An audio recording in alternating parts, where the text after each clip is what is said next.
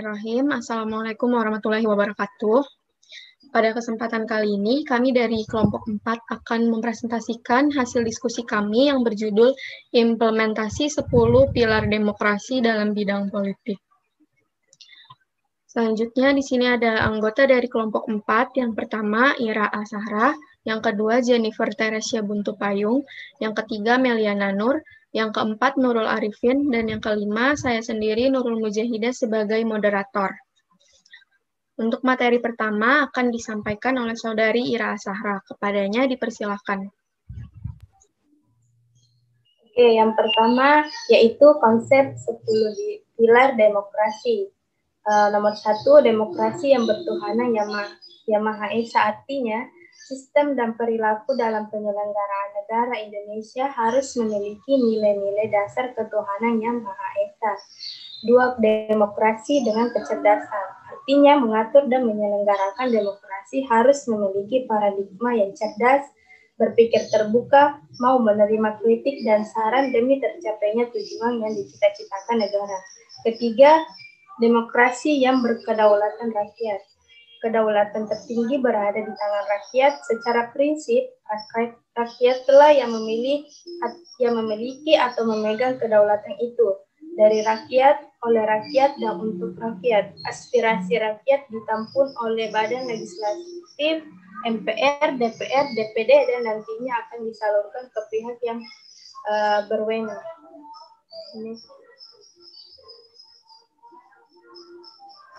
Keempat, demokrasi dengan rule of law.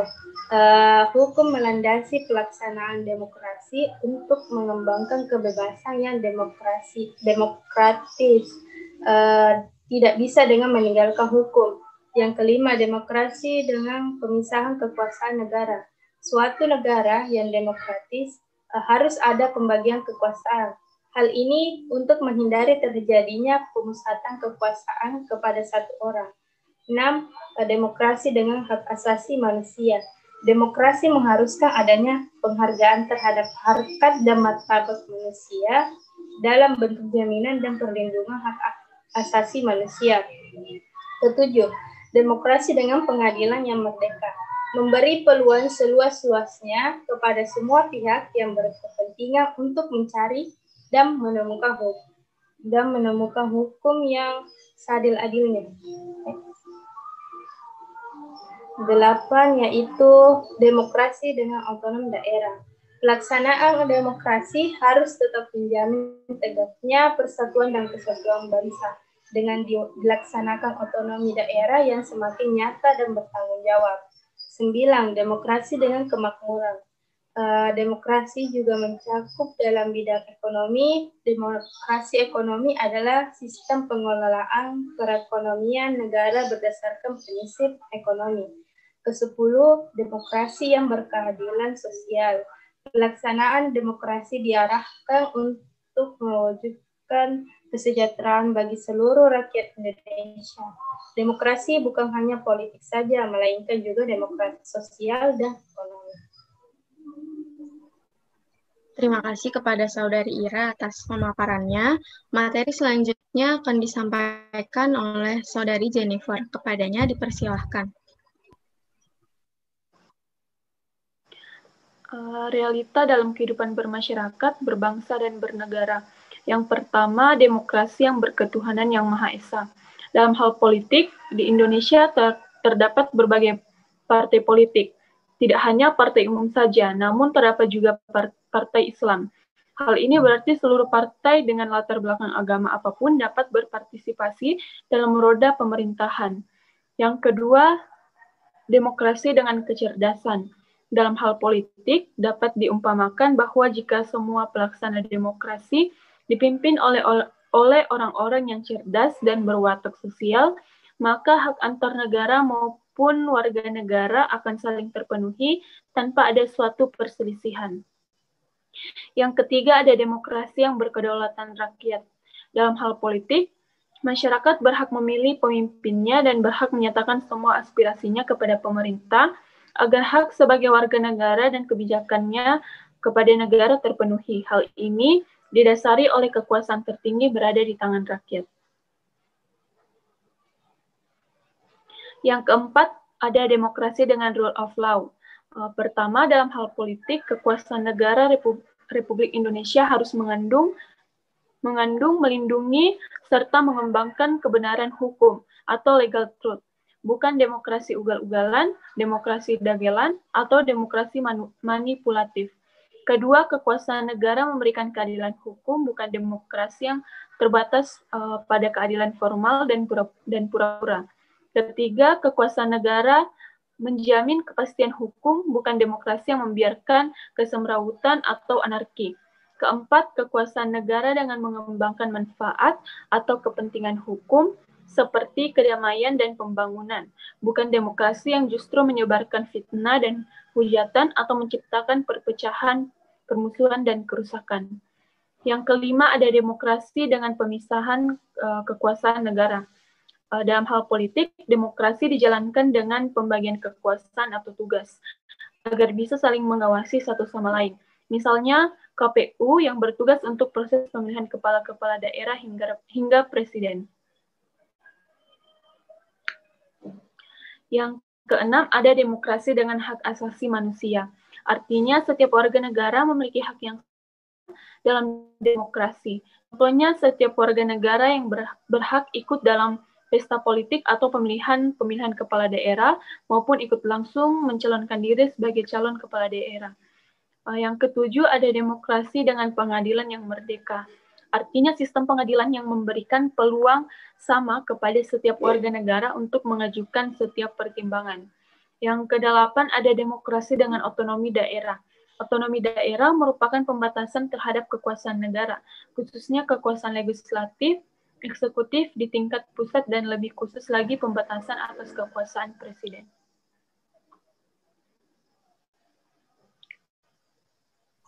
Terima kasih kepada Saudari Jen atas paparannya. Materi selanjutnya akan disampaikan oleh Saudari Meli. Kepadanya dipersilahkan. 9. Demokrasi dengan kemakmuran. Selain tentang kebebasan dan hak dalam batang tubuh Undang-Undang Dasar 1945 telah dijelaskan bahwa segala kekayaan alam yang ada di bumi dikuasai oleh negara dan dipergunakan untuk sebesar-besarnya kemakmuran rakyat. Selain itu juga melindungi masyarakat yang lemah dan pelayanan sosial sesuai dengan martabat kemanusiaan. 10. Demokrasi yang berkeadilan sosial. Hal ini telah dijelaskan dalam Undang-Undang Dasar 1945 bahwa demokrasi menggambarkan keadilan sosial di antara berbagai kelompok, golongan, dan lapisan masyarakat, dan dalam politik demokrasi yang berkeadilan sosial diharapkan dapat meningkatkan derajat dan martabat manusia. Next.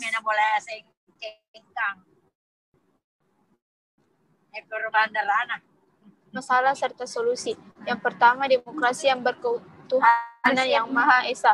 Dalam hal politik ada isu yang menyatakan bahwa masih ada beberapa orang atau kelompok yang tidak ingin pemimpinnya berasal dari kelompok agama minoritas, meski kelompok yang tidak ingin pemimpinnya berasal dari kelompok agama minoritas, meski calon tersebut berkualitas dalam menjalankan pemerintahan, atau masih ada juga orang yang memilih calon kepala daerah dengan melihat latar belakang agamanya.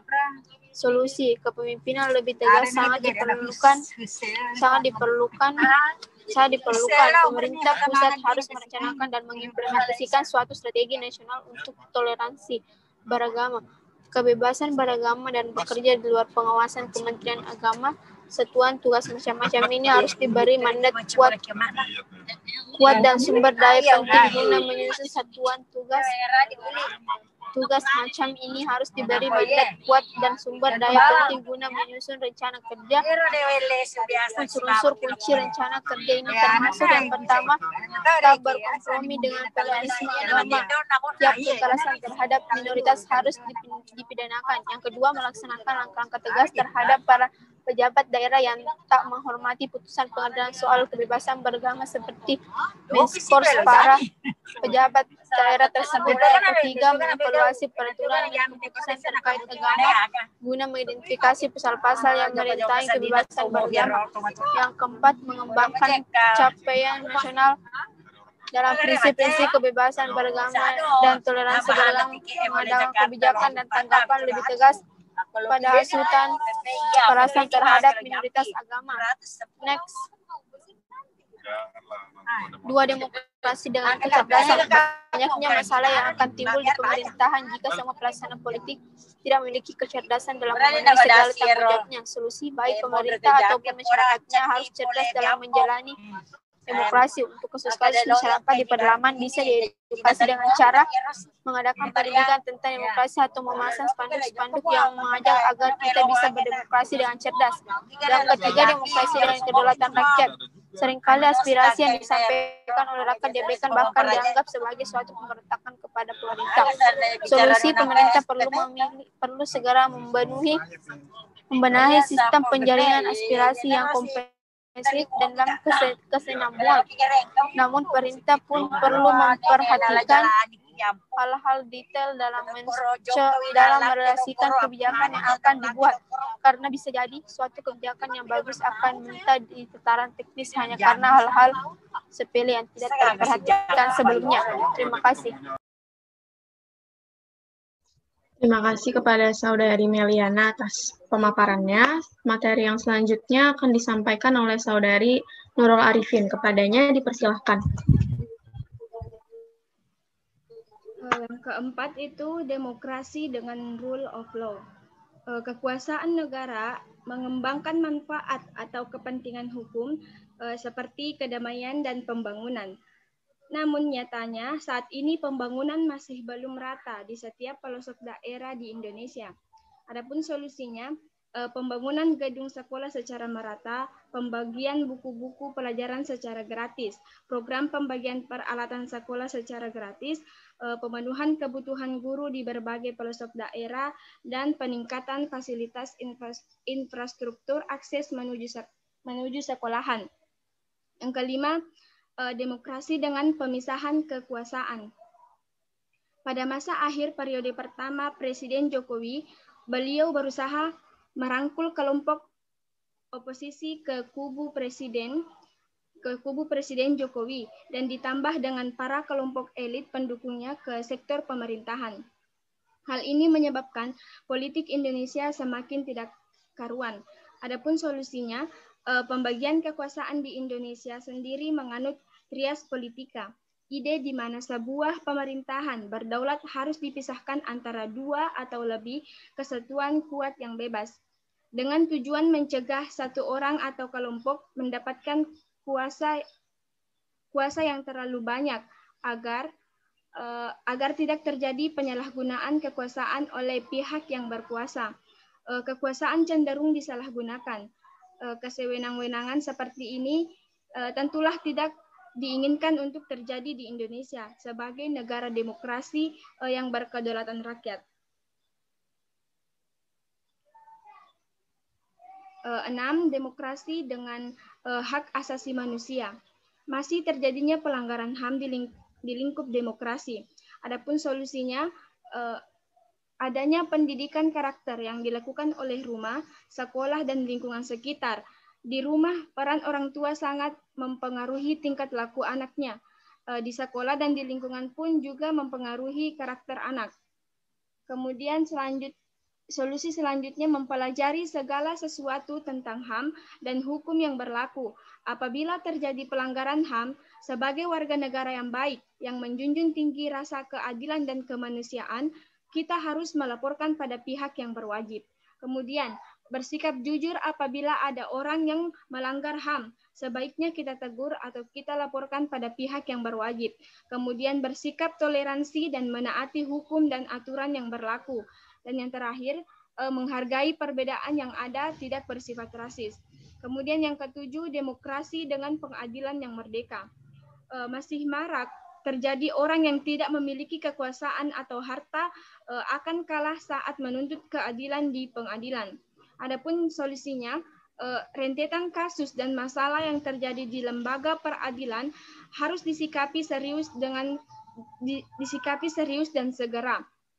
Persoalan tersebut tidak boleh dianggap sebagai problem oknum atau personal semata.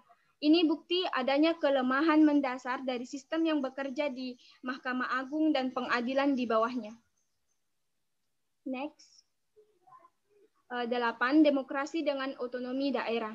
Seringkali pemerintah daerah menyalahgunakan adanya pemberian hak mengatur daerahnya sendiri. Contohnya, penyalahgunaan dana otonomi khusus 8 miliar rupiah di Aceh. Adapun solusinya, untuk mengatasi masalah tersebut, Presiden mengaku siap turun mendampingi untuk mengawal penggunaan dana-dana tersebut bagi masyarakat luas, terutama untuk upaya-upaya mengentaskan kemiskinan maupun program prioritas lainnya. Yang ke-9, demokrasi dengan kemakmuran. Dalam batang tubuh Undang-Undang Dasar 1945 telah dijelaskan bahwa kekayaan alam yang ada di bumi yang dikuasai oleh negara dan digunakan untuk kemakmuran rakyat, namun pengolah sumber daya alam ini masih belum dimaksimalkan oleh pemerintah guna untuk kemakmuran rakyat Indonesia. Solusinya, pemerintah harus lebih giat dalam meningkatkan kesadaran masyarakat mengenai pentingnya peranan lingkungan hidup dalam kehidupan manusia melalui pendidikan dalam dan luar sekolah.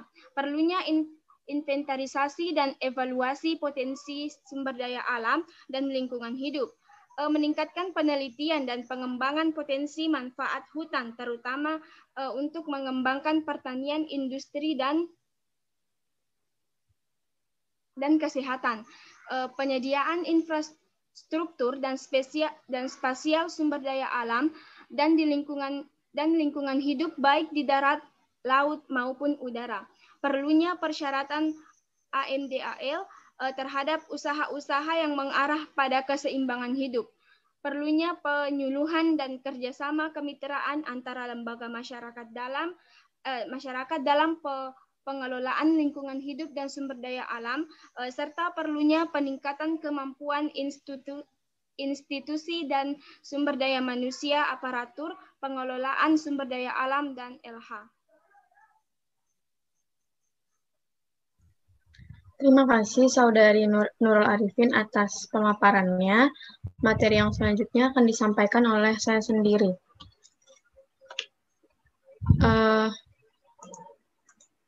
Yang ke-10, demokrasi yang berkeadilan sosial. Hampir sama seperti masalah pengadilan yang merdeka sebelumnya, bahwa banyaknya kasus korupsi yang dilakukan para pejabat publik seperti kepala daerah, anggota legislatif, para kabinet, dan para politisi partai politik yang merugikan negara hingga miliaran rupiah. Tetapi hukumannya tidak sebanding dengan apa yang telah diperbuat. Bahkan walaupun di dalam tahanan, mereka masih mendapatkan fasilitas terbaik seperti hotel berbintang. Sedangkan jika kasusnya menimpa rakyat miskin seperti kasus yang pernah menimpa nenek yang mengambil kayu di kebun tetangganya, justru hukumannya tidak sebanding dengan apa yang diperbuat. Adapun solusinya yaitu perlunya perbaikan moral terhadap seluruh warga negara Indonesia dan aparatur penegak hukum. Yang kedua, turut andilnya pihak-pihak terkait yaitu kepolisian, kejaksaan, dan kehakiman dalam pensosialisasian hukum ke masyarakat awam yang tidak mengerti hukum. Bahwa hukum menurut pandangan mereka adalah suatu pembelajaran untuk menuju masyarakat yang lebih tertib dan taat hukum. Yang ketiga, penegak hukum seharusnya berjalan tidak semata melihat fakta, akan tetapi menimbang serta melihat latar belakang peristiwa. Apa alasan yang menyebabkan terjadinya kejadian tersebut? Adanya unsur kemanusiaan dan menimbang rasa keadilan dalam memberikan keputusan. Hakim diwajibkan mencari dan menemukan kebenaran material yang menyangkut nilai-nilai keadilan yang harus diwujudkan dalam peradilan pidana. Dengan ini diharapkan tidak ada keputusan yang kontroversial dan memberikan keputusan yang seadil-adilnya. Solusi yang selanjutnya, hukum harus ditegakkan berdasarkan rasa keadilan yang tinggi. Selanjutnya, hakim sebagai pemberi putusan seharusnya tidak menjadi corong undang-undang yang hanya mengikuti peraturan perundang-undangan semata tanpa memperdulikan rasa keadilan. Hakim seharusnya mengikuti perundang-undangan dengan mementingkan rasa keadilan yang seadil-adilnya, sehingga keputusannya dapat memenuhi rasa keadilan yang sebenarnya. Selanjutnya, Komisi Yudisial sebagai komisi yang dibentuk untuk mengawasi perilaku hakim seharusnya memberi peringatan dan sanksi yang tegas kepada hakim yang memberikan putusan yang kontroversial, tidak memenuhi rasa keadilan, dan yang melanggar kode etik. Selanjutnya, meningkatkan pembinaan integritas, kemampuan atau keterampilan dan ketertiban serta kesadaran hukum dari pelaksana penegak hukum tentang tugas dan tanggung jawabnya. Dalam melaksanakan tugasnya, penegak hukum benar-benar melaksanakan asas persamaan hak di dalam hukum bagi setiap anggota masyarakat. Selanjutnya, mencukupi kebutuhan personal, sarana dan prasarana untuk pelaksanaan penegakan hukum, meningkatkan kesejahteraan penegak hukum sehingga tidak ada hakim yang terlibat kasus korupsi. Selanjutnya, pemberian sanksi yang tegas kepada aparat penegak hukum yang tidak menjalankan tugas dengan semestinya. Dan yang terakhir, adanya penghargaan bagi jaksa dan hakim berprestasi yang memberikan terobosan-terobosan dalam penegakan hukum di Indonesia. Dengan adanya penghargaan ini, diharapkan setiap jaksa maupun hakim berlomba untuk memberikan terobosan yang bermanfaat bagi penegakan hukum di Indonesia. Baik, itu saja yang bisa kelompok kami sampaikan. Jika ada kekurangan, mohon dimaafkan. Terima kasih. Wassalamualaikum warahmatullahi wabarakatuh.